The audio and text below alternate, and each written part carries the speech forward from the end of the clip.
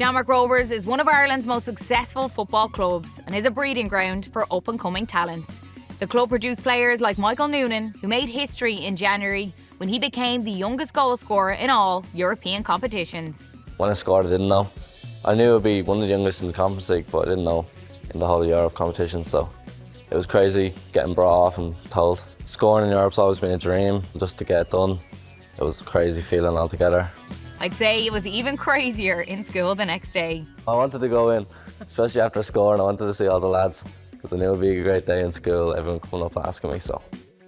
You see Michael, he looks like a man. He holds himself really well, and then you do see the photos of him going up in the school. Like it's a great example to set for him as a role model in terms of keeping him grounded. I think he's got a great family around him to do that.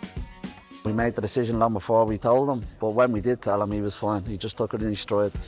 And again, that's getting a feel for when you know the player is ready, both physically and mentally. And we knew Michael was ready to play at such a young age. Although Michael is the youngest, he's not the only fresh face in the team. When I first joined, I was under 12, so I got an opportunity when I was 16 to play in the FAI Cup against Bangor Celtic in the FAI Cup. For my first game, I liked playing in front of a big crowd of 16. Was brilliant for me.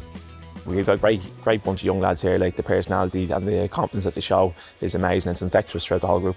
It's probably unique to maybe football teams where you have people who are coming in at 15, 16 and you have people at the other end of the spectrum. We're in that 30s. Like once you go on the pitch and you're trying together, like it's like everyone's equal. There's definitely an adjustment period because I come up from playing National League underage football to, like you said, the best team in the country. So there's definitely an adjustment period. But we're very lucky with the young ones that we have this year that they're fearless. They just want to go and play football, whether it's on the field, on the street or in the stadium. They just want to play football. So we're very, very lucky.